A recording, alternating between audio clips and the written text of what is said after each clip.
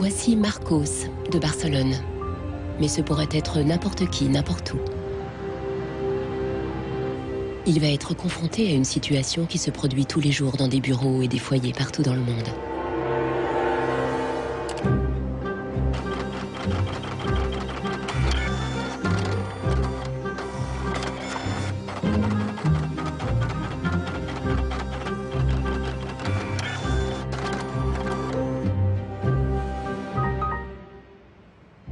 Une pièce de l'imprimante ne fonctionne plus.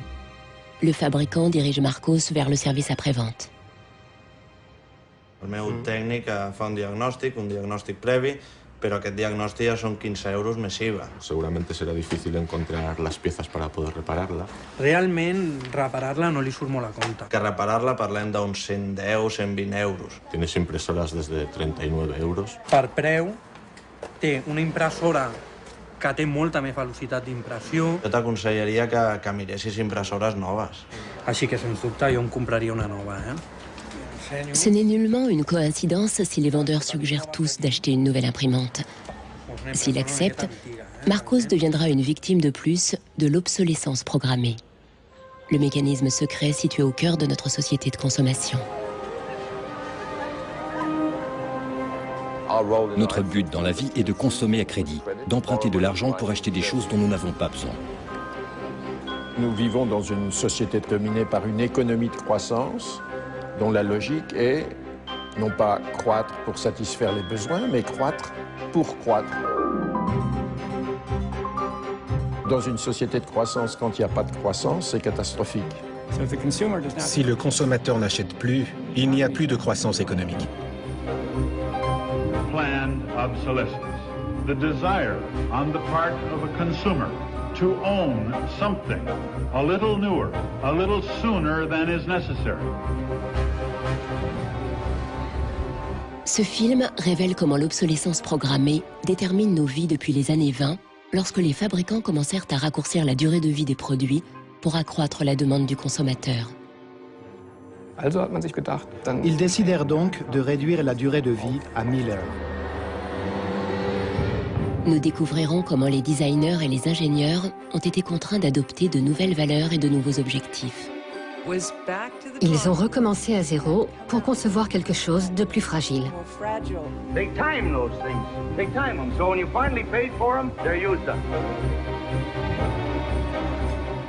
Une nouvelle génération de consommateurs a commencé à s'opposer aux fabricants. Il est clair que l'iPod d'Apple a été développé dans cette perspective de l'obsolescence programmée. Est-il possible d'imaginer une économie viable sans obsolescence programmée et sans impact sur l'environnement? Les générations futures ne nous pardonneront jamais quand elles découvriront la vérité sur le mode de vie gaspilleur des pays développés.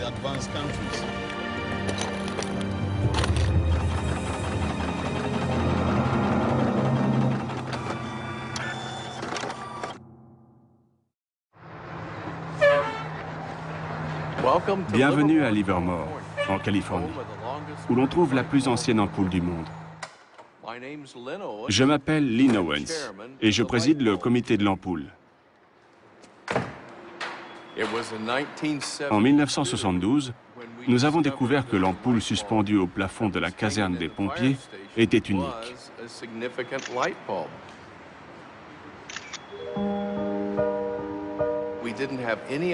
Nous ne savions pas qu'elle était si ancienne. Jusqu'au jour où un journaliste, Mike Dunstan, a commencé à enquêter. Il a pu interroger d'anciens pompiers, alors nonagénaires, qui lui ont confirmé que l'ampoule avait brillé sans interruption depuis 1901.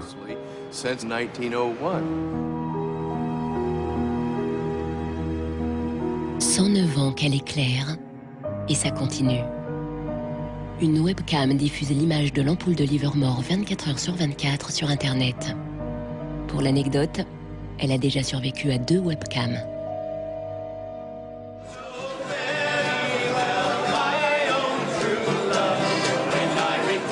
En 2001, pour les 100 ans de l'ampoule, les gens de Livermore ont organisé une grande fête d'anniversaire, à l'américaine. Nous pensions réunir 200 personnes au maximum. Au final, 800 ou 900 personnes sont venues.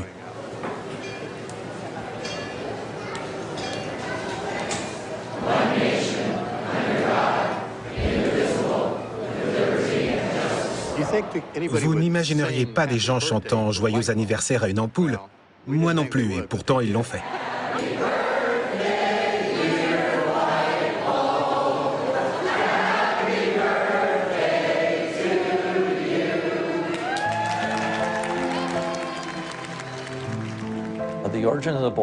L'ampoule originale a été produite à Shelby, dans l'Ohio, vers 1895. J'ai quelques photos des femmes qui l'avaient assemblée, et aussi des hommes qui avaient investi dans cette entreprise. Le filament a été inventé par Adolphe Chaillet. Il l'a conçu pour durer.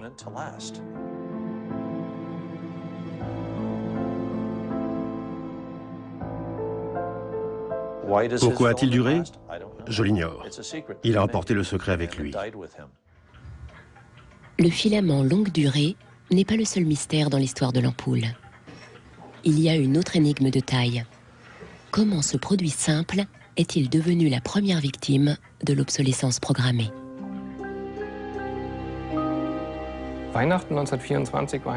Noël 1924 fut très spécial.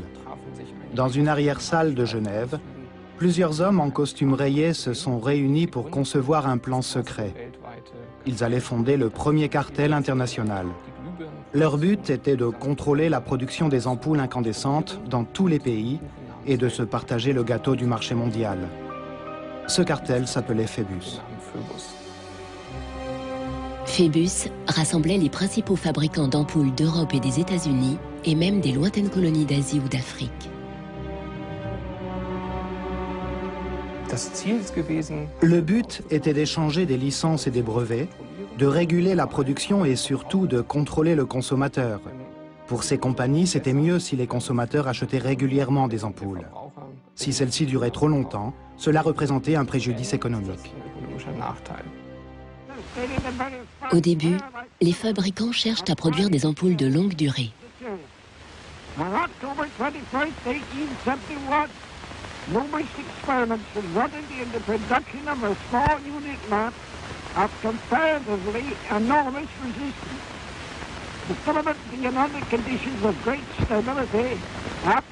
Les premières ampoules de Thomas Edison, commercialisées en 1881, avaient une durée de vie de 1500 heures.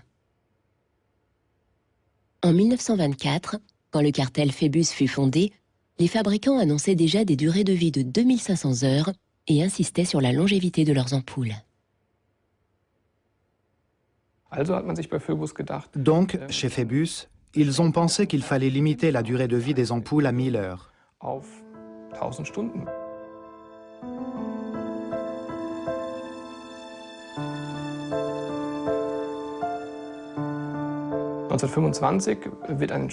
En 1925, le comité des 1000 heures est créé avec pour objectif de réduire la durée des ampoules à cette limite par des moyens techniques.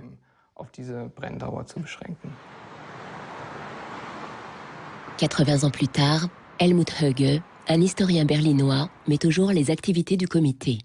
Il a trouvé des preuves cachées parmi les notes internes des membres fondateurs du cartel. Il y avait par exemple Philips en Hollande, Osram en Allemagne ou la Compagnie des Lampes en France. Voici ce que dit ce document du cartel.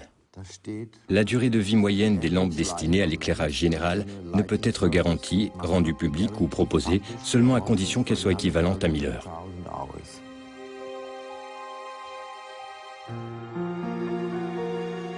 Les fabricants, sous la pression du cartel, vont alors mener des expériences pour concevoir une ampoule plus fragile et conforme à la règle des 1000 heures.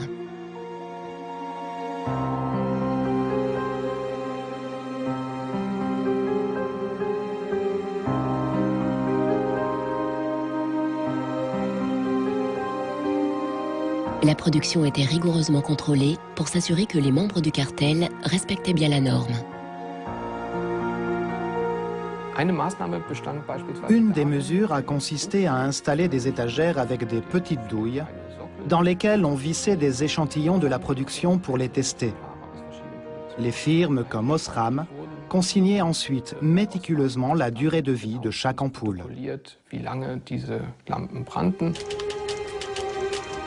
Phébus faisait appliquer ces règles grâce à une bureaucratie très organisée. Ses membres étaient pénalisés si leur rapport mensuel sur les durées n'était pas aux normes.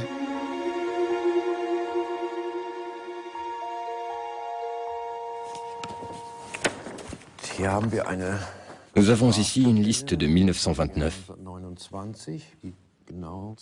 qui indique en francs suisses le montant des amendes payées par les membres du cartel si, par exemple, leurs ampoules dépassaient 1500 heures.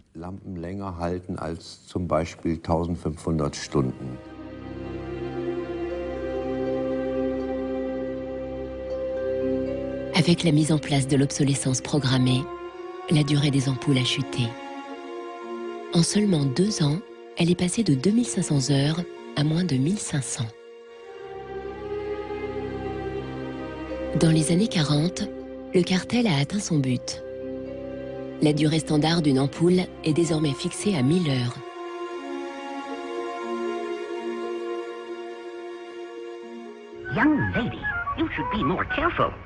General Electric a produit un film éducatif pour expliquer aux consommateurs que la durée en vigueur était la meilleure. Just look at that filament. How long a light bulb lasts depends largely on how hot the filament is burned. Samples from every factory are tested to make sure that they're as good as we want them to be. Je comprends pourquoi c'était très tentant en 1932. À l'époque, le développement durable n'était pas encore au centre des préoccupations. Je ne pense pas qu'on imaginait la planète comme ayant des ressources limitées. On la voyait plutôt comme une source inépuisable.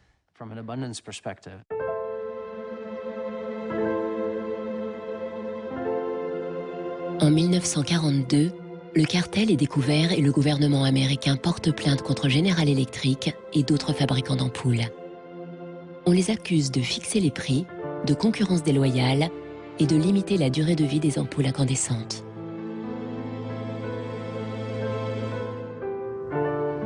Après 11 ans de procès, la Cour prononce son jugement en 1953. General Electric et ses associés sont contraints, entre autres, de lever leurs restrictions sur la longévité des ampoules.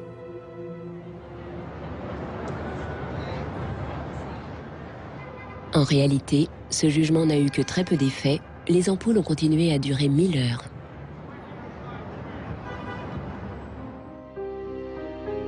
Dans les décennies suivantes, des centaines de brevets de fabrication d'ampoules ont été déposés, dont une pouvant durer 100 000 heures. Aucune d'elles n'est jamais parvenue sur le marché. Officiellement, Phébus n'a jamais existé, même si cette société a laissé des traces dans le domaine public. Sa stratégie consistait à changer de nom régulièrement. Ils se sont d'abord appelés International Electricity Cartel, puis ils ont changé à nouveau. Le plus important, c'est que l'idée de l'obsolescence comme institution existe encore.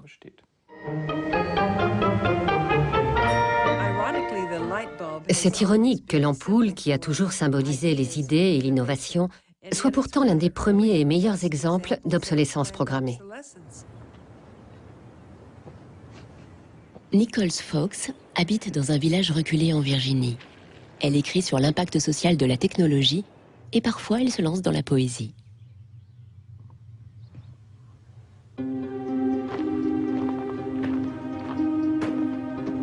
When in the dark the bogles are about, behind the bushes hiding at the ready, before you faint with fright or give a shout, you want illumination ever steady.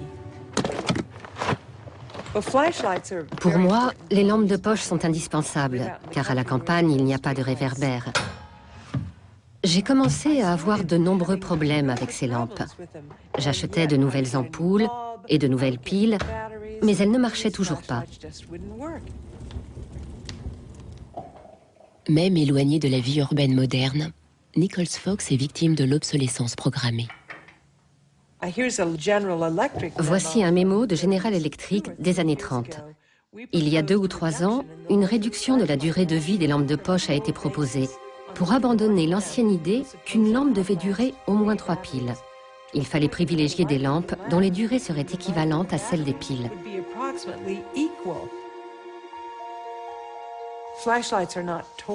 Les lampes de poche ne sont pas des jouets, ce sont des appareils utilitaires.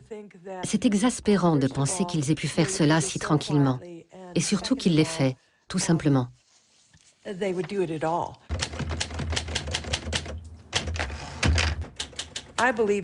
Je pense que nous devons tous nous plaindre quand les appareils ne fonctionnent pas. J'ai donc décidé d'écrire des sonnets de complainte. Pour les sonnets de complainte, je préfère la forme italianisante que Shakespeare utilisait. Instead, this box is filled with a collection of flashlights dead and way beyond repair. Scarcely used and coddled to perfection, their quick demise I cannot think is fair. So can it really be too much to ask that Ever-Ready's lights be made to last?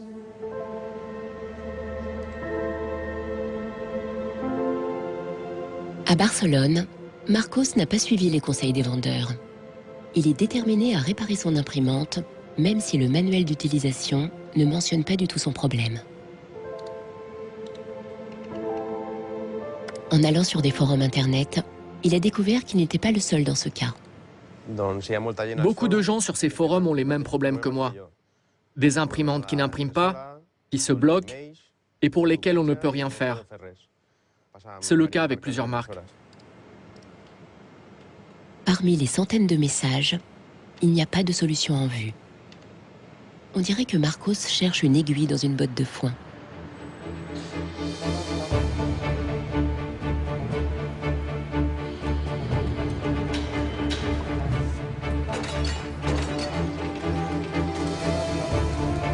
L'obsolescence programmée a émergé en même temps que la production en série et la société de consommation.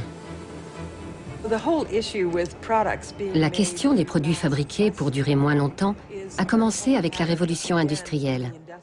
Les nouvelles machines produisaient des marchandises beaucoup moins chères, ce qui était très bien pour les consommateurs. Mais ils ne pouvaient pas suivre le rythme des machines. Il y avait un excès de production. Avec la production en série, les prix ont baissé et de nombreux produits sont devenus plus abordables. Mais les fabricants s'inquiétaient de savoir si le filon allait durer encore longtemps. Que se passerait-il une fois que le consommateur aurait satisfait tous ses besoins? Déjà en 1928, un influent magazine de publicité déclarait « Un produit qui ne s'use pas est une tragédie pour les affaires ».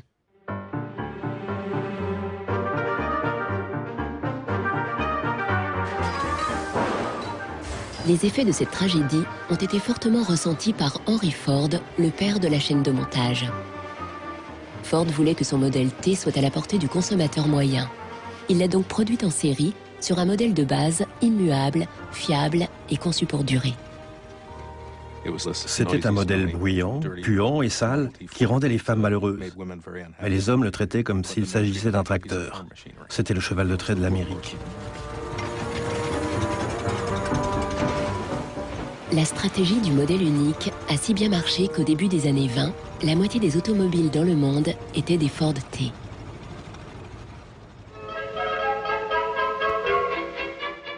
Pour battre Ford, General Motors a choisi une stratégie complètement nouvelle, imaginée par son président Alfred Sloan.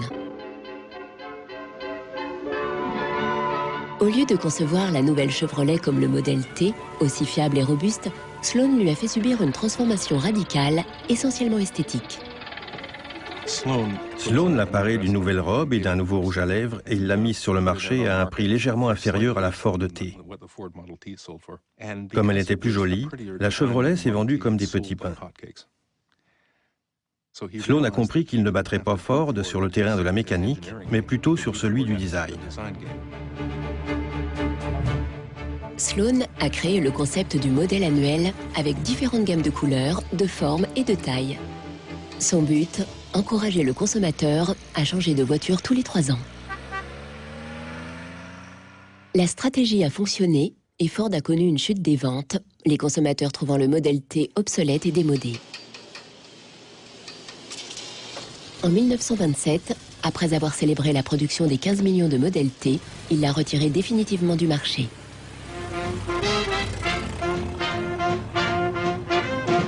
Ford a alors adopté la même stratégie que General Motors en proposant de nouveaux modèles chaque année.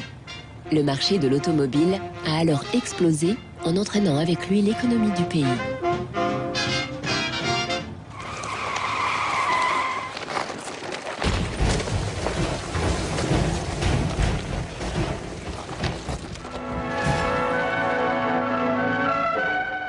En 1929, l'émergence de la société de consommation est frappée de plein fouet par le crash de Wall Street et l'Amérique plonge dans une profonde récession.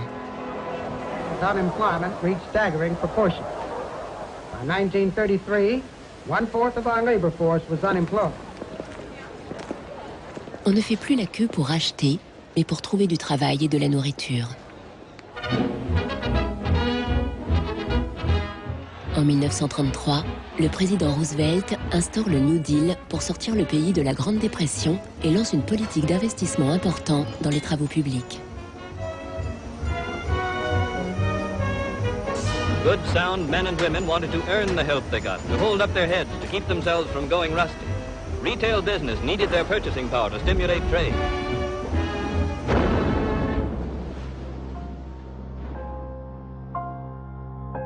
Mais le New Deal ne fait pas l'unanimité. Une idée radicalement différente fait son apparition à New York. Bernard London, un éminent courtier en immobilier, propose d'en finir avec la dépression en déclarant l'obsolescence programmée obligatoire. C'était la première fois que ce concept était officialisé. Bernard London proposait d'assigner une limite de vie à tous les produits. Ils seraient ensuite considérés comme légalement morts. Les consommateurs pourraient les retourner à un organisme gouvernemental qui les détruirait. Si quelqu'un conservait un article au-delà de la date limite, il serait passible d'une amende. Grâce à cette date limite, la consommation et le besoin de produire des biens de consommation seraient relancés. J'ai trouvé que c'était une idée géniale. London pensait qu'en rendant l'obsolescence programmée obligatoire, l'industrie se remettrait en marche, les gens consommeraient à nouveau et le plein emploi serait de retour. Il cherchait à trouver un équilibre entre le capital et le travail, où il y aurait toujours un marché pour de nouveaux produits. Il y aurait toujours besoin de main-d'œuvre et le capital serait ainsi récompensé. Gill Slade est venu à New York pour enquêter sur la personne qui est à l'origine de cette idée. London, un juif originaire d'Europe de l'Est, est arrivé aux États-Unis au début du XXe siècle. Il prospère dans l'immobilier, devient millionnaire et investit dans plusieurs projets à New York. L'homme aimait faire des affaires. C'était un capitaliste, mais il était aussi un philanthrope. Il s'intéressait au bien-être de ses semblables. Il participe à de nombreux projets de bienfaisance, parmi lesquels une école pour enfants juifs et pauvres. On ignore si pour Bernard London, l'obsolescence programmée est seulement une question de profit ou bien une façon d'aider les chômeurs. Gill Slade veut en savoir davantage sur ses motivations et a retrouvé quelqu'un qu'il a connu personnellement. J'ai une photo de Bernard London. Incroyable. Sauriez-vous le reconnaître? Ne me dites rien. Intéressant. Le voilà avec son allure d'intellectuel. Vous avez rencontré London en 1933, me semble-t-il. J'avais 16 ou 17 ans. Mes parents avaient une grosse Cadillac qui avait la taille d'un Zeppelin. Ma mère conduisait, mon père était devant et monsieur et madame London étaient à l'arrière de la limousine. Mon père a dit que monsieur London devait m'expliquer sa philosophie. C'était un homme très intéressant. En quelques mots, il m'a expliqué son idée pour enrayer la dépression. À l'époque, nous étions en plein chaos économique, pire qu'aujourd'hui. Il était obsédé par cette idée, comme un artiste l'est par ses tableaux. Il m'a chuchoté à l'oreille, tant il craignait que son idée ne soit trop radicale. Finalement, la proposition de Bernard London n'a pas été suivie et l'obsolescence par obligation légale ne fut jamais appliquée.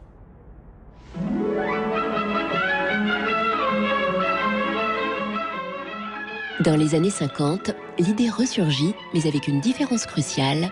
Au lieu d'imposer l'obsolescence programmée aux consommateurs, elle les séduirait. Planned obsolescence. The desire on the part of a consumer to own something a little newer, a little better, a little sooner than is necessary. We certainly in America and by now...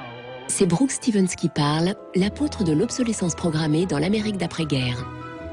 Ce brillant designer a créé des appareils ménagers, des voitures, des trains, en ayant toujours en tête l'obsolescence programmée.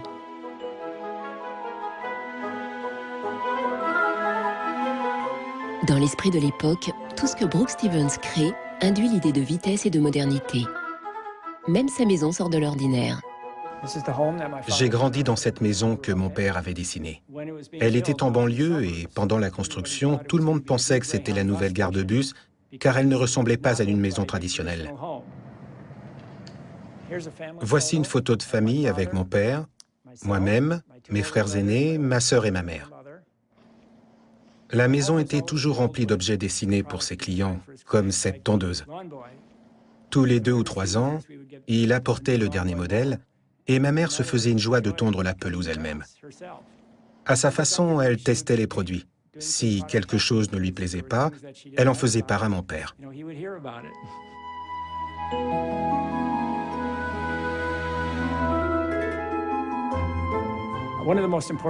Pour mon père, n'importe quel objet qu'il dessinait devait toujours sortir de l'ordinaire.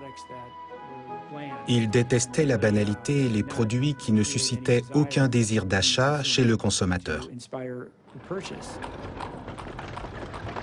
Unlike the European approach of the past where they tried to make the very best product and make it last forever, meaning you bought such a fine suit of clothes that you were married in it and then buried in it and never a chance to renew it, the approach in America is one of making the American consumer unhappy with the product that he has enjoyed the use of for a period, have him pass it on to the second-hand market and obtain the newest product with the newest possible look.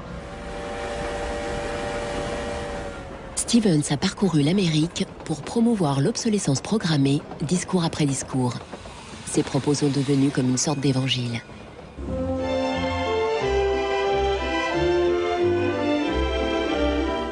Women and men alike are increasingly interested in the look of things.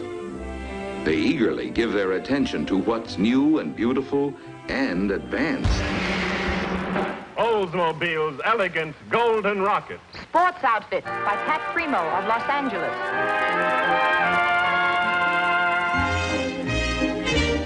Le design et le marketing séduisent le consommateur et suscitent un désir insatiable pour le dernier modèle. Mon père n'a jamais conçu un produit pour qu'il tombe délibérément en panne ou devienne obsolète dans un bref délai. L'obsolescence programmée est à l'entière discrétion du consommateur. Personne ne force le consommateur à aller dans un magasin pour y acheter un produit. Il y va de son plein gré, c'est son choix.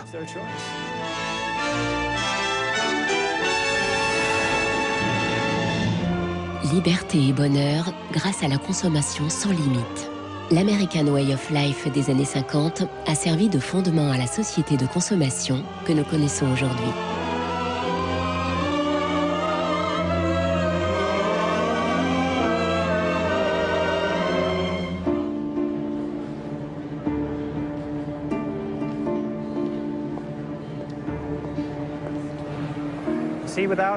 Sans l'obsolescence programmée, ces lieux n'existeraient pas.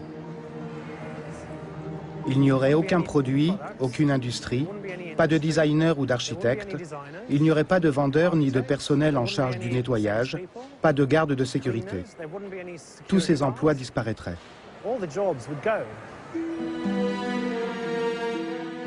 L'obsolescence programmée est à la base de la formidable croissance économique qu'a connue le monde occidental à partir des années 50. Depuis, la croissance est devenue le Graal de notre économie. Nous vivons dans une société de croissance dont la logique est non pas croître pour satisfaire les besoins, mais croître pour croître, croître à l'infini, faire croître sans limite la production et pour justifier cette croissance de la production, faire croître sans limite la consommation.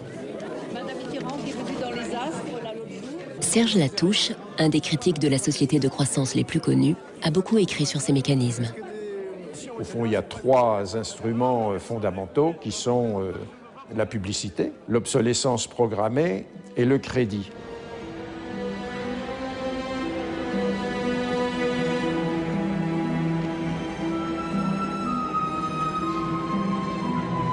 Depuis une génération, notre but dans la vie semble être de consommer à crédit, d'emprunter de l'argent pour acheter des biens dont nous n'avons pas besoin. Cela n'a aucun sens. Les critiques de la société de croissance mettent en valeur le fait qu'elle n'est pas viable à long terme, car elle se base sur une contradiction flagrante. Celui qui croit qu'une croissance infinie est compatible avec une planète finie est soit un fou, soit un économiste. Le drame, c'est qu'au fond, nous sommes tous des économistes maintenant. Est-il vraiment nécessaire de créer un nouveau produit toutes les 3 minutes quelque part dans le monde? Je crois que beaucoup de gens se sont rendus compte que les choses devaient changer, surtout quand les politiciens leur ont dit d'acheter et de consommer pour relancer l'économie. On peut dire qu'avec la société de croissance, on est embarqué dans un bolide qui, désormais, manifestement, n'a plus de pilote, qui va à toute allure et dont on peut prévoir le destin, qui est soit de se fracasser contre un mur, soit de sombrer dans un précipice.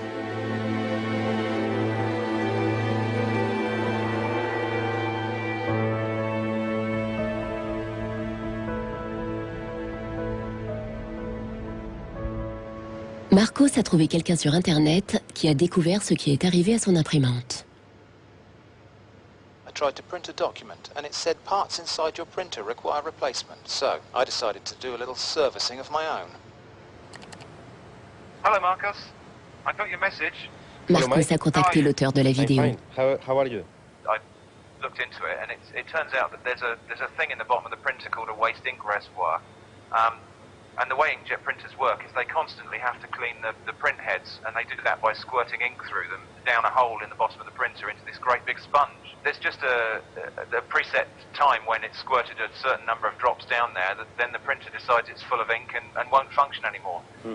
The justification is they don't want us to put ink all over your desk. But I think the problem goes deeper than that. It's the way the technology works. It's just designed to fail.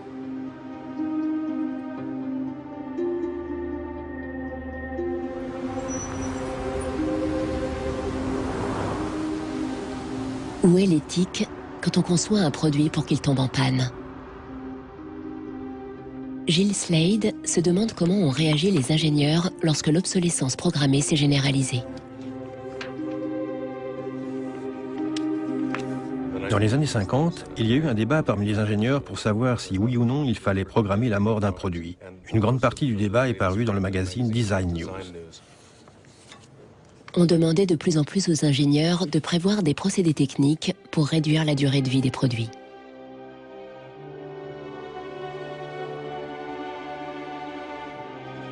De nombreux ingénieurs trouvaient que c'était un sale coup de faire payer pour des produits délibérément conçus pour tomber en panne. Le magazine Design News relayait ce débat intense. Une nation comme la nôtre, leader parmi les nations, transforme ses ingénieurs en destructeurs. C'est même un crime contre la loi naturelle de Dieu de gaspiller ce qu'il nous a donné. Pour les ingénieurs, c'était vraiment une période difficile. Cette confrontation avec l'obsolescence programmée les a conduits à revoir fondamentalement leur éthique.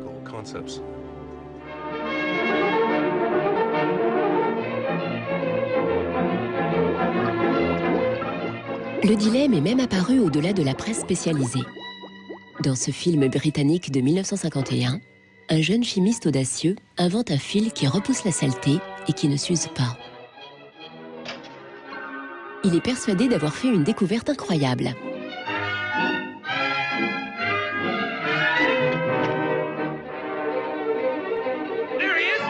Mais tout le monde n'apprécie pas son invention, et bientôt, il est poursuivi non seulement par les patrons de l'usine, mais aussi par les ouvriers, qui craignent tous de perdre leurs emplois.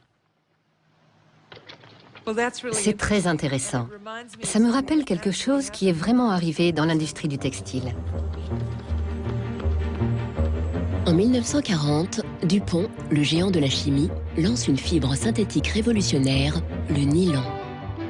Les filles font de longues queues pour acheter ces nouveaux bas très résistants.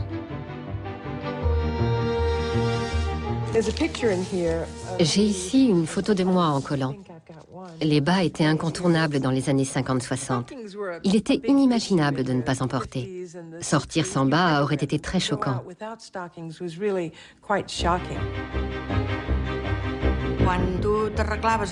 Le dimanche, quand on s'habillait pour sortir, pour aller au cinéma ou pour aller danser, habituellement on mettait une belle robe et de jolis bas.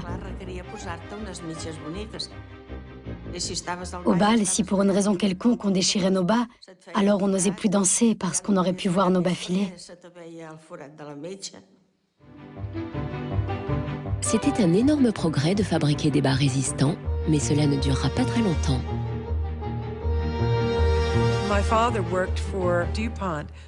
Avant et après la guerre, mon père travaillait chez DuPont, au département nylon. Et il m'a raconté comment ils avaient testé le nylon pour en faire des bas. Les hommes de son département emportaient des bas à la maison pour les faire tester par leurs femmes ou leurs petites amies. Mon père a fait de même. Et ma mère était ravie avec les premiers bas qu'elle avait testés, parce qu'ils étaient tellement résistants.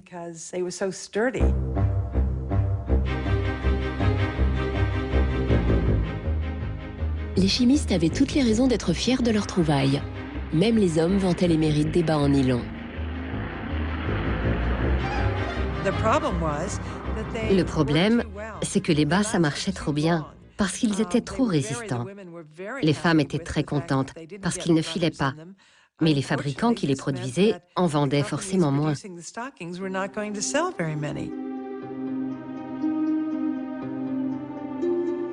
DuPont donna de nouvelles instructions au père de Nicole Fox et à ses collègues.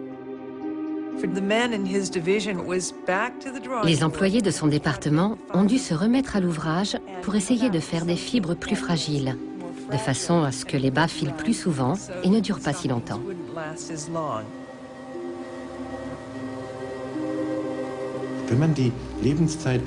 C'est assez facile de réduire la longévité d'une paire de bas, car le nylon n'est pas l'unique composant. Il y a aussi des additifs qui, par exemple, protègent le nylon des rayons ultraviolets du soleil. Il suffit de varier la quantité d'additifs. Si vous ajoutez moins d'additifs, ou que vous n'en mettez aucun, le soleil ou l'oxygène présent dans l'air détruisent les bas, et ils s'abîment alors plus facilement. Autrement dit, la destruction peut être programmée. Peu après, les bas commençaient à filer à nouveau.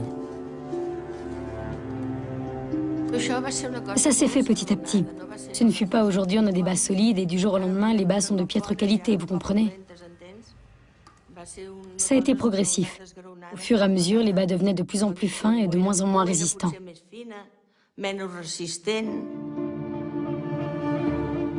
Les mêmes chimistes qui avaient appliqué leur savoir-faire pour fabriquer des bas résistants ont dû se résigner à suivre l'air du temps et les ont rendus plus fragiles. Le fil éternel a fini par disparaître des usines, comme au cinéma. We need control of this discovery. Complete control. If you want twice the amount in that contract, we will pay it. $250,000. To suppress it. Yes. Comment ont réagi les ingénieurs de DuPont face à la réduction délibérée de la vie du produit? Les ingénieurs ont dû se sentir frustrés de devoir utiliser leur savoir-faire pour créer un produit de qualité inférieure après tous les efforts accomplis. Il se peut aussi que, pour eux, créer des produits solides ou fragiles, ça leur était égal. Ça faisait partie de leur travail.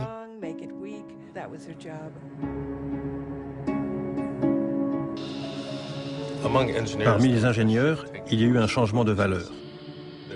Il y a les ingénieurs de la vieille garde qui veulent continuer à créer des produits solides et durables. Et il y a une nouvelle vague d'ingénieurs, influencés par le marché, dont l'intérêt est de concevoir le produit le plus jetable possible. Ce débat fut tranché quand cette nouvelle école d'ingénieurs s'est imposée.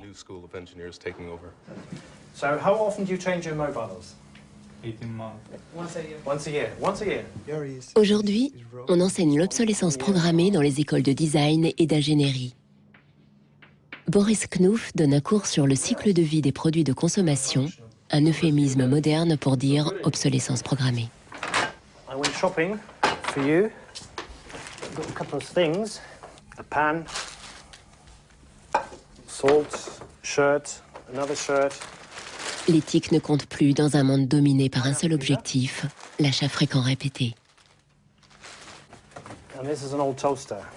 What I do, I pass these round, and you tell me what you think, how long it takes for them to fail, what the service life will be. Designers have to understand. Les designers doivent comprendre pour qui ils travaillent. Le modèle commercial du client définit avec quelle fréquence il veut renouveler ses produits. Ce cahier des charges est remis aux designers, qui doivent concevoir le produit afin qu'il corresponde exactement à la stratégie commerciale du client pour lequel il travaille.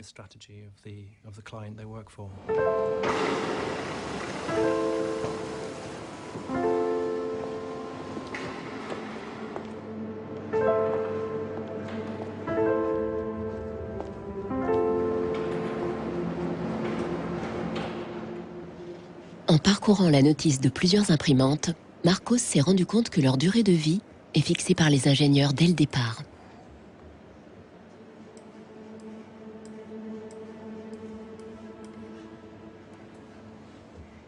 Ils insèrent une puce dans les circuits de l'imprimante.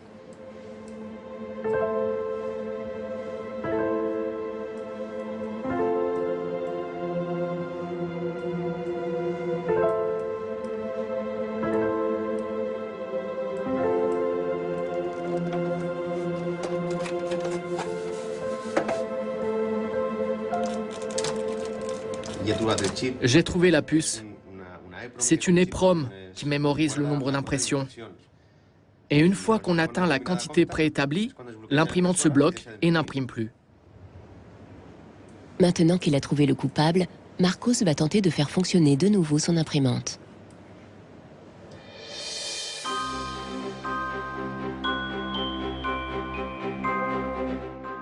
À la fin des années 50, les consommateurs commencent à se poser des questions sur l'obsolescence programmée et sur les astuces des fabricants.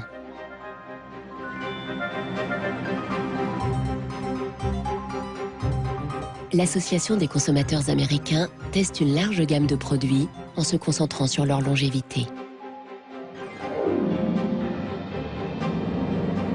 Les résultats de ces tests sont publiés dans leur magazine qui connaît un succès et une influence grandissante. L'association fait aussi du lobbying pour faire passer des lois qui protègent le consommateur. 20 ans plus tard, elle remporte une victoire sur l'obsolescence programmée quand les premières lois sur la garantie des produits entrent en vigueur.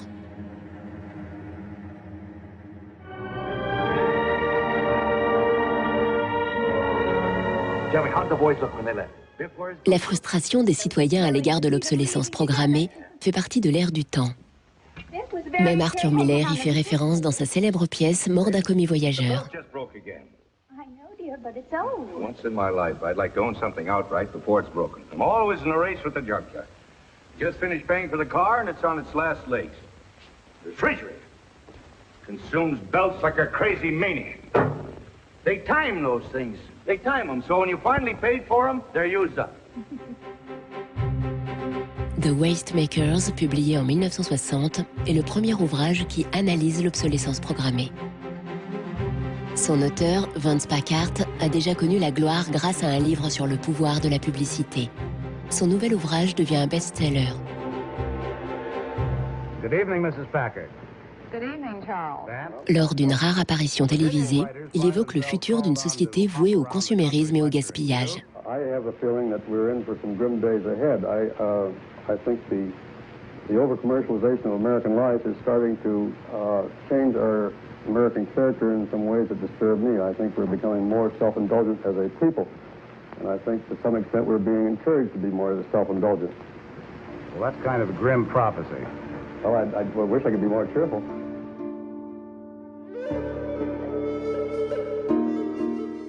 Les détracteurs de la société de consommation ont souligné ces failles, mais n'ont pas proposé d'alternative, car à l'époque, elle existait déjà, de l'autre côté du rideau de fer.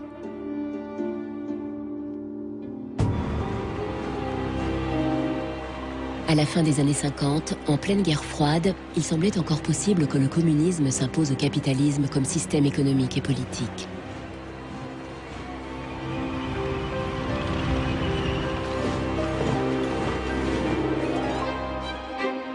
L'économie communiste ne se fondait pas sur le libre marché, mais sur la planification centralisée par l'État.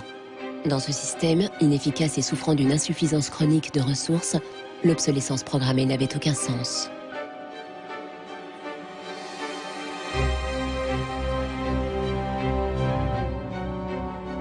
En Allemagne de l'Est, l'économie communiste la plus performante, les normes officielles stipulaient que réfrigérateurs et machines à laver devaient durer 25 ans.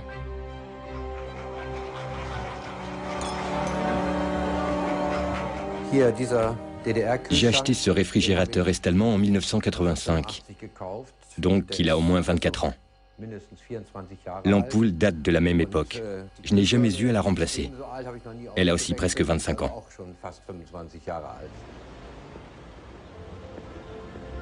En 1981, une usine de Berlin-Est lance une ampoule longue durée. Là en haut, il y avait le centre d'essai pour tester la durée des ampoules.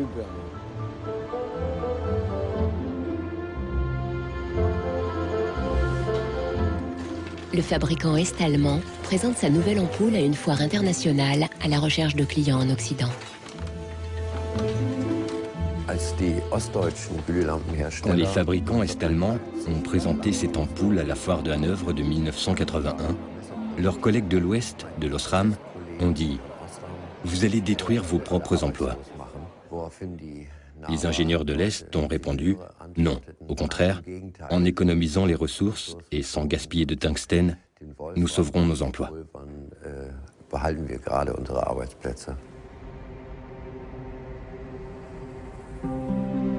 Les acheteurs occidentaux ont refusé l'ampoule. En 1989, après la chute du mur de Berlin, l'usine a été fermée et la production s'est arrêtée.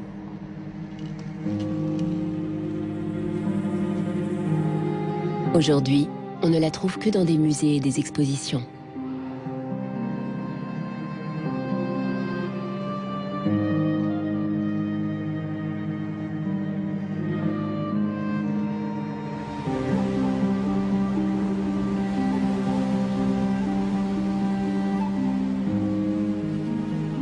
Après la chute du mur, le consumérisme effréné est aussi bien présent à l'Est qu'à l'Ouest.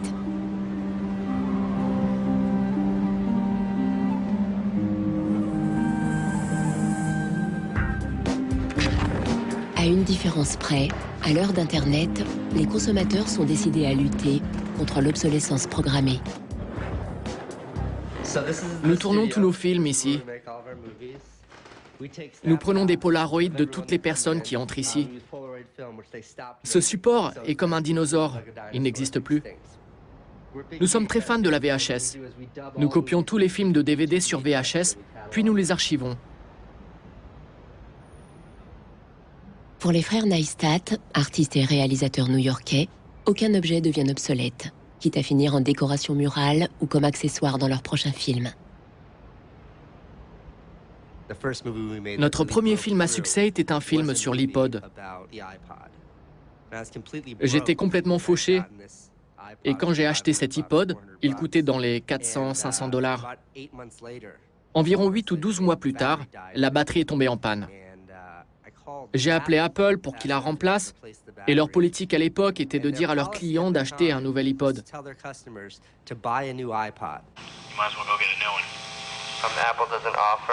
No. Apple doesn't offer a new battery for the iPod? No. It wasn't that the battery died that was annoying, because que la batterie soit morte ne m'embêtait pas, car quand la batterie de mon portable Nokia ou de mon ordinateur portable Apple ne marche plus, je peux les remplacer. Mais avec l'iPod, qui n'était pas donné, si la batterie lâchait, c'était l'appareil tout entier que l'on devait remplacer.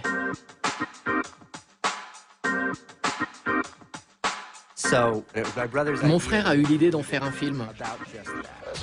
Munis d'un pochoir, nous avons bombé toutes les affiches d'iPod que nous avons rencontrées en ville avec ce slogan. La batterie non remplaçable de l'iPod dure seulement 18 mois.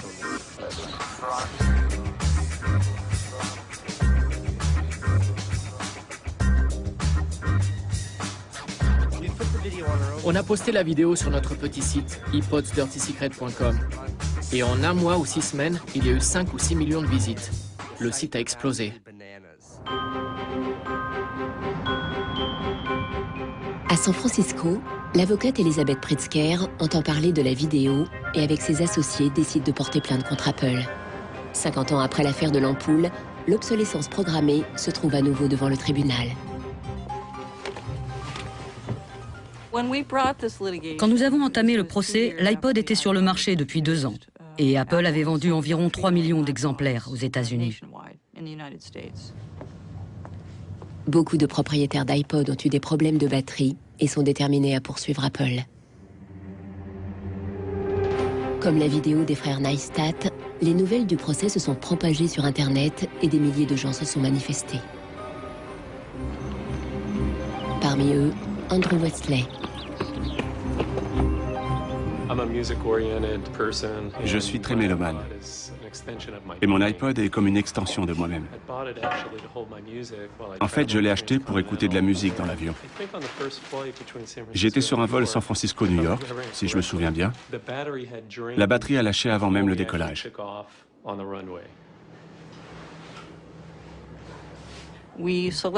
Parmi les consommateurs qui nous avaient contactés, nous en avons choisi quelques-uns pour être les plaignants de notre recours collectif.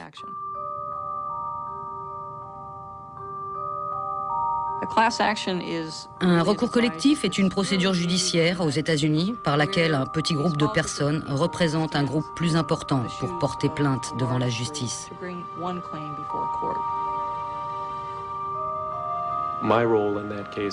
Comme plaignant, je représentais des milliers, peut-être des dizaines de milliers de personnes. L'affaire a été baptisée Wesley contre Apple. Quand mes amis et ma famille ont appris que c'était un procès important, ils ont pensé que j'étais devenu un extrémiste, une sorte d'Erin Brockovich.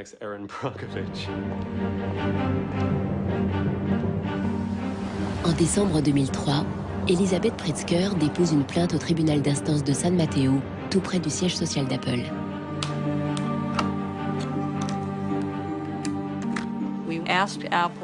Nous avons demandé à Apple de fournir de nombreux documents techniques sur la durée de la batterie de l'iPod. Et on a reçu beaucoup de données techniques sur son design et sur les essais pratiqués sur les batteries. Nous avons découvert que le type de batterie au lithium contenu dans l'iPod était conçu pour avoir une durée de vie limitée.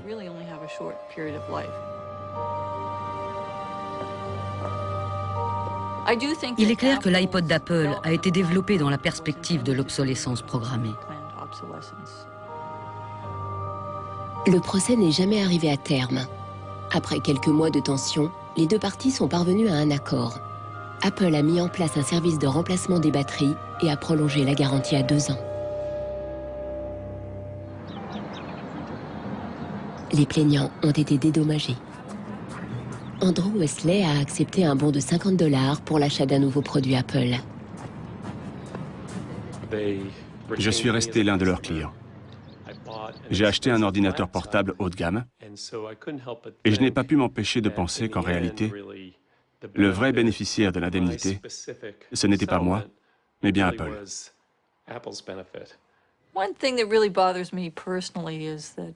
Ce qui me gêne vraiment, c'est qu'Apple se vend comme une marque très branchée et novatrice, alors que sa politique environnementale ne permet pas aux consommateurs de retourner les articles pour les recycler ou les traiter. C'est contraire à toute logique et c'est contraire à son message.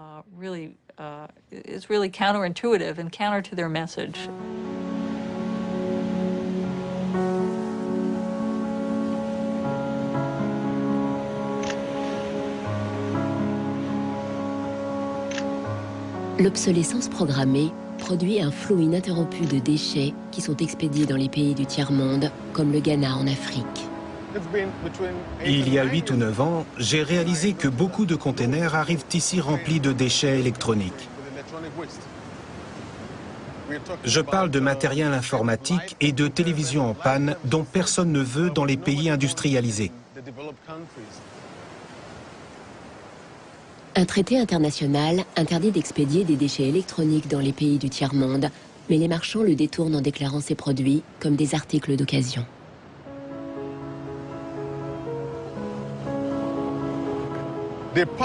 Ils mettent en avant le matériel électronique en bon état, environ 10 articles dans chaque conteneur de 12 mètres, alors que tout le reste du conteneur est rempli de déchets électroniques.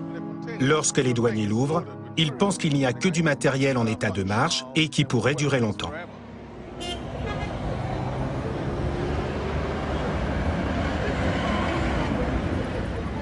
Les conteneurs sont déchargés dans la zone portuaire où des hommes d'affaires locaux achètent les appareils électroniques qui fonctionnent encore ou qui peuvent être réparés. De là, le matériel part à Accra. Au Ghana, ce qui peut être réparé n'est pas jeté aussi facilement. Andrew Owusu achète des ordinateurs en provenance d'Europe, puis les remet à neuf pour ses clients. Cette machine vient d'Espagne. J'ai vu que le disque dur ne marchait plus. J'ai changé le disque et maintenant elle fonctionne. Pour celle-ci, le problème venait de la carte graphique. Je l'ai changée et maintenant elle est en état de marche. Si je repère la panne, ça me prend de 10 à 30 minutes pour la réparer. Andrew Owusu revend ses ordinateurs aux étudiants, aux écoles et aux petites entreprises. Il ne comprend pas cette mentalité de gaspillage des pays industrialisés. Ici en Afrique, ce n'est pas donné à tout le monde d'avoir un ordinateur. C'est pour cela qu'ici, nous ne jetons rien, nous réparons.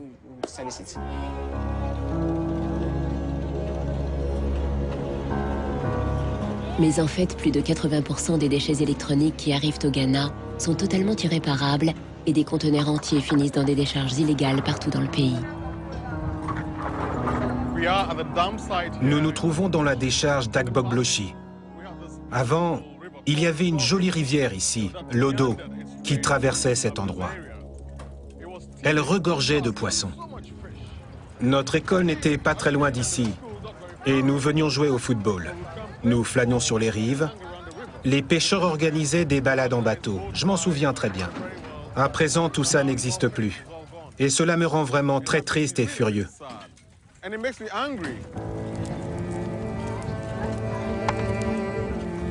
Aujourd'hui, les jeux des enfants ont laissé place aux jeunes défavorisés qui recherchent de la ferraille.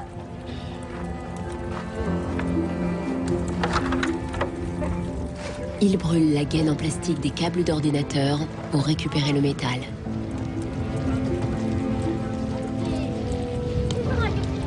We get some from the computer, TV, and then the machines. The work is not good. Sometimes we get diseases like coffee. But sometimes with some glass carton. If evening time you can sleep and you stand up. Les plus jeunes ratissent les déchets à la recherche de la moindre miette de métal que leurs aînés auraient pu oublier. Le métal est acheté par des ferrailleurs qui le revendent là où se développe une économie de croissance.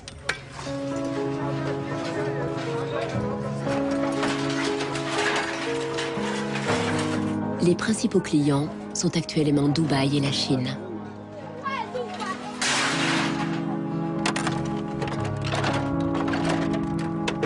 Certains des responsables de ces cargaisons disent « Nous voulons diminuer la fracture numérique entre l'Europe et l'Amérique d'une part et l'Afrique d'autre part. » Mais la réalité, c'est que les ordinateurs qui sont expédiés ici sont hors service. C'est absurde de recevoir tous ces déchets alors qu'on ne peut pas les traiter. D'autant plus que nous ne les avons pas produits et que notre pays est devenu la poubelle du monde.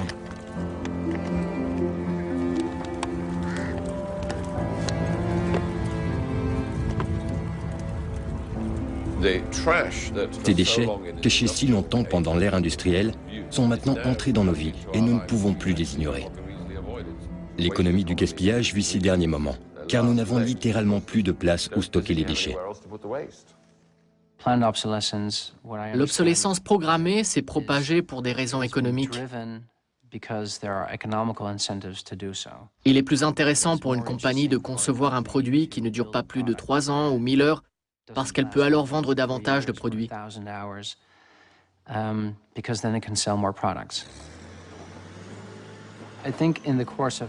Au fur et à mesure, nous avons réalisé que cette planète qui est la nôtre ne pourra pas supporter cela indéfiniment.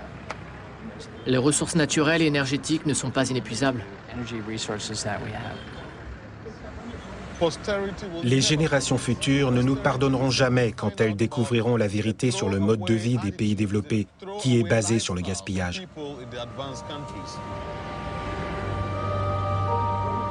Partout dans le monde, les gens ont pris conscience du phénomène et ont commencé à agir. Pour lutter contre cet état des faits, Mike Anani rassemble des renseignements.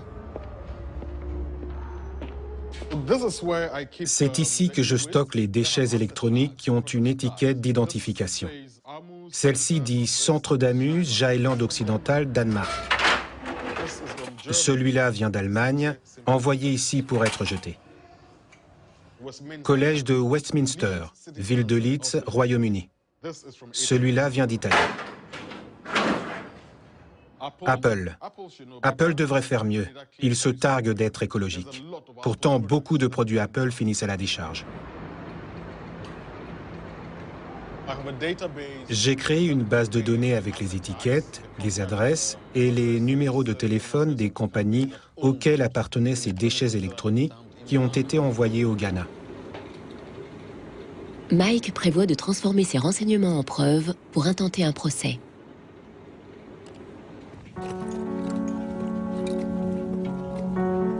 Il faut prendre des mesures punitives. Poursuivre les gens pour qu'ils arrêtent de déverser des déchets électroniques au Ghana.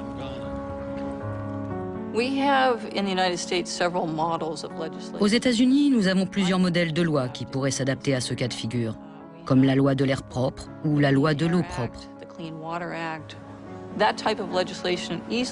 Ce type de législation pourrait être facilement transposé au domaine de l'industrie électronique, en exigeant des fabricants qu'ils se débarrassent de leurs produits en tenant compte de l'environnement. Je crois que nous devons continuer sur cette voie. Il faut se rassembler, utiliser Internet et les blogs, et surtout s'unir, car l'union fait la force. Et c'est le seul moyen de changer les choses.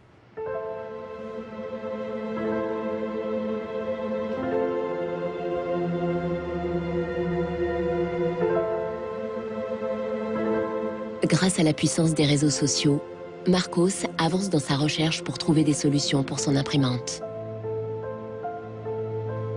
Il a trouvé l'aiguille dans la botte de foin, en Russie. Un site propose un logiciel libre pour remettre à zéro le compteur de l'imprimante.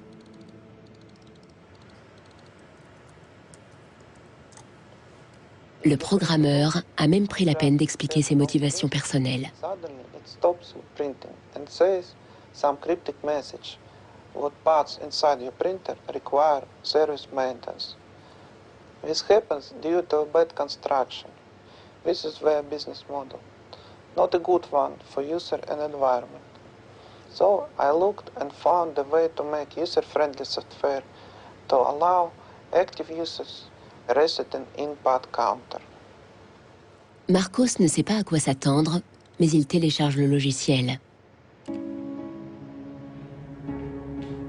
Depuis un petit village en France, John Takara combat l'obsolescence programmée en aidant les gens du monde entier à partager leurs idées en matière de design et d'affaires. Dans les pays pauvres, les choses sont systématiquement réparées. Pour les gens du Sud, jeter un produit à la moindre panne est totalement choquant et inconcevable. D'ailleurs, en Inde, il y a un mot, jugad, pour décrire cette tradition de réparer les choses, quelle que soit la difficulté.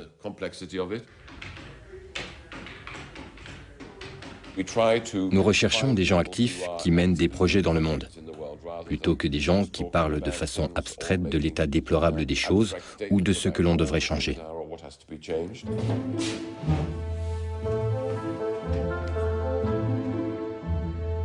Parmi ces gens, il y a Warner Phillips, descendant de la dynastie des fabricants d'ampoules.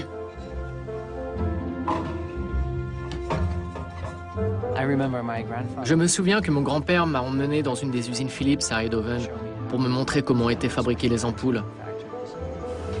C'était vraiment cool. Presque 100 ans après la création du cartel des ampoules, Warner Phillips poursuit la tradition familiale, mais avec une autre approche. Il produit une ampoule à LED qui dure 25 ans.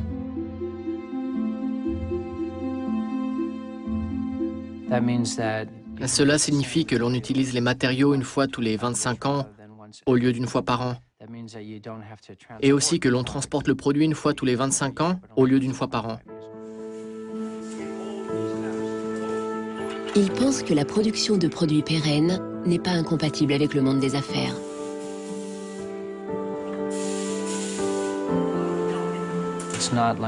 Ce n'est pas comme s'il y avait un monde écolo et un monde des affaires. Les deux vont de pair. C'est la meilleure base pour monter une entreprise. Et je crois que la seule façon d'y parvenir, c'est de prendre en compte le coût réel des ressources qui ont été utilisées. Il faut aussi regarder l'énergie consommée et la consommation indirecte d'énergie générée par le transport. Si on faisait vraiment payer aux transporteurs le coût réel du transport, sans parler du fait que le pétrole est une ressource non renouvelable et pour lequel on n'a pas vraiment de substitut, je dirais que le prix du transport devrait être multiplié par 20 ou 30. Avec un prix du kilomètre transporté multiplié par 20 ou 30, ça changerait beaucoup de choses. Même l'ampoule la plus simple serait beaucoup plus chère si on incluait tous les coûts annexes, les émissions de carbone, les matières premières, l'impact environnemental et enfin le traitement et le recyclage. Et si nous répercutions tout cela sur chaque produit manufacturé, les fabricants et les entreprises auraient tout intérêt à concevoir des produits qui durent toute une vie.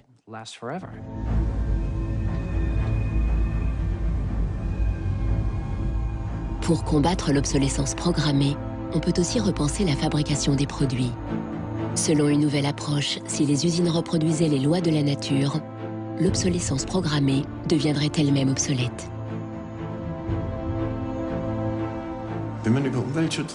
Quand on parle de protection de l'environnement, on pense à réduire, renoncer, éviter, zéro déchet, moins d'impact. Mais au printemps, un cerisier ne réduit pas, n'évite pas et ne renonce pas.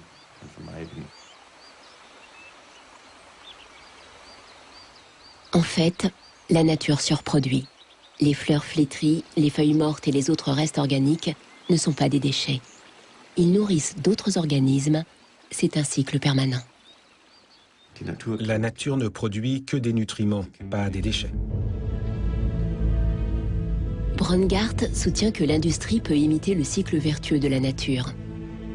Et il l'a prouvé en réinventant les procédés de fabrication d'une compagnie textile en Suisse.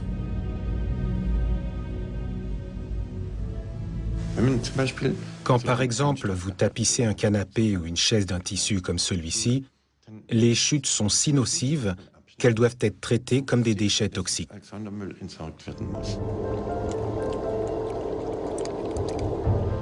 Des centaines de teintures et de produits chimiques hautement toxiques étaient utilisés habituellement dans cette usine. Pour la fabrication des nouveaux tissus, Brongart et son équipe ont réduit la liste à 36 produits, tous biodégradables. On sélectionne seulement des ingrédients que l'on pourrait manger. Si vous vouliez, vous pourriez les mélanger avec vos céréales. Brongart est persuadé que son concept peut s'appliquer à tout type de procédé industriel. On peut réinventer chaque chose pour la rendre utile d'un point de vue biologique ou technique. Dans une société basée sur le gaspillage, tout produit périssable crée un problème de déchets. Mais si une société crée des nutriments, les produits de courte durée offrent une chance de produire quelque chose de nouveau. Pour les détracteurs les plus radicaux de l'obsolescence programmée, changer le modèle de production est insuffisant. Il faut repenser entièrement le système économique ainsi que nos valeurs. C'est une vraie révolution. C'est d'abord une révolution culturelle, parce que c'est un changement de paradigme, c'est un changement de mentalité. Cette révolution, c'est la décroissance. Comme Brooke Stevens dans les années 50, Serge Latouche va de conférence en conférence. Il propose d'en finir avec la société de croissance.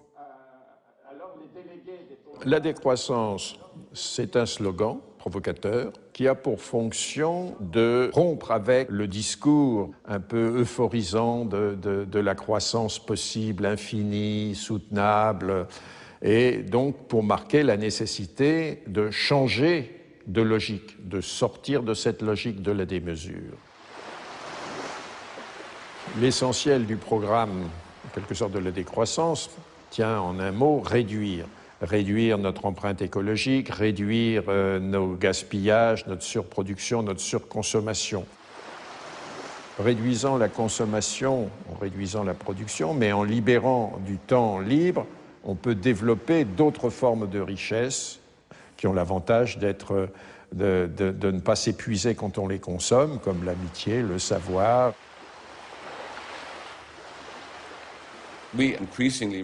Nous dépendons de plus en plus des objets pour forger notre identité et avoir confiance en nous-mêmes.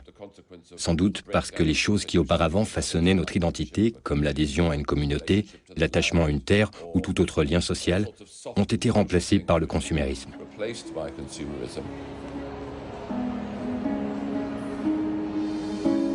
Si le bonheur dépendait du niveau de consommation, on devrait être dans la félicité absolue, parce que nous consommons 26 fois plus que du temps de Marx, mais toutes les enquêtes montrent que les gens ne sont pas 20 fois plus heureux, peut-être même qu'il y a une relation inverse au-delà d'un certain seuil, entre la croissance de la consommation et la croissance du sentiment de bonheur, parce que le bonheur est toujours quelque chose de subjectif, évidemment.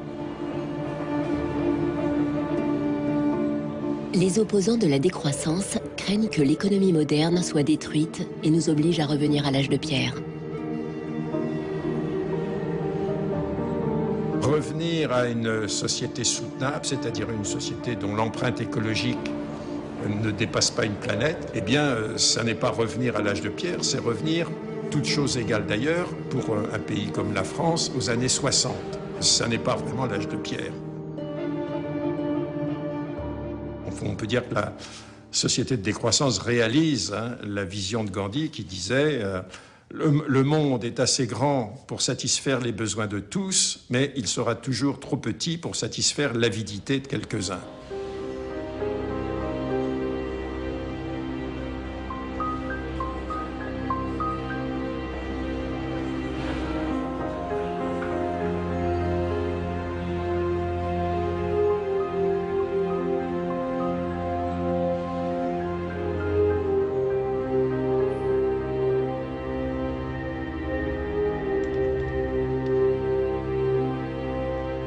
Marcos installe le logiciel russe sur son ordinateur.